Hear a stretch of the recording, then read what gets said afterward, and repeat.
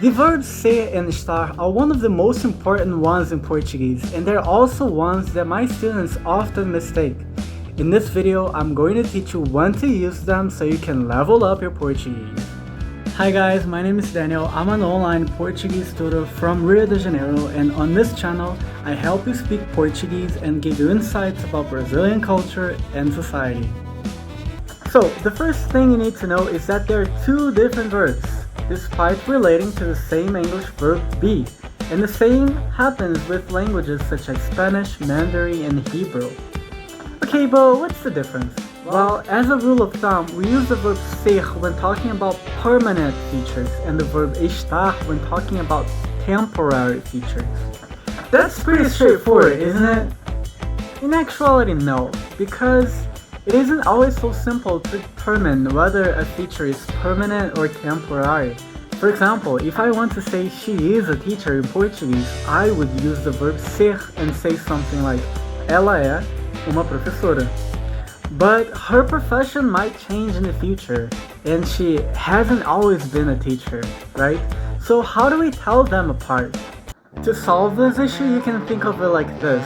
1. Use the verb ser when identifying or defining something. And 2. Use the verb estar when describing a temporary quality that something has. For example, look at my hair. You can see it is curly, and it has been curly for a long time. So if I want to say my hair is curly, I would say meu cabelo é cacheado, using the verb ser. Now, if for whatever reason I decide to straighten it, I would use the verb estar and say something like meu cabelo está liso. My hair is straight. Now, let's say I want to say I am happy in Portuguese. Which verb would we use? Ser or estar? Well, it depends. We actually can use both, but they're going to imply different things. Let's say you're kind of bored today and then suddenly you receive a message from your crush saying that they like you. In this case, would you use the verb ser or estar to say I am happy? Pause this video and give it a try. If you chose the verb estar, you're correct. I could say something like eu estou feliz. Now let's say you still want to say I am happy, and you are a happy person overall, you feel good most days, and you're pretty content with life. Which one would we use, the verb ser or estar? If you said the verb ser, you're correct. So our Portuguese sentence would be eu sou feliz. Now I have a question for you. Which verb would we use in the following sentences? If you chose estar for the first one and ser for the second one, you're correct.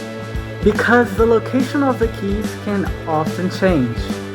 Sometimes it can be on the table, sometimes it can be on your pocket, and sometimes it can be in a place you don't even know where. Meanwhile, the same won't happen with the location of Paris. It's not just gonna create some legs and move around, it's just always going to stay in France. Okay guys, so in order to help you even more, I'm going to leave some more questions in the description below, so make sure to check that out and leave a comment. And I'll try my best to check them.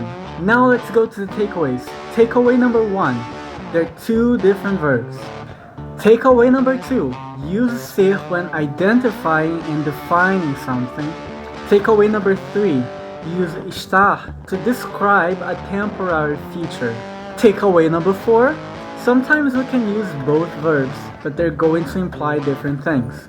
Okay guys, so in this video we learned the difference between ser and estar and when to use which.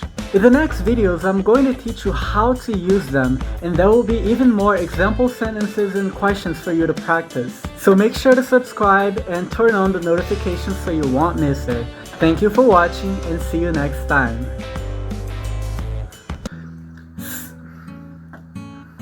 To solve this issue, you can think of it like this. 1.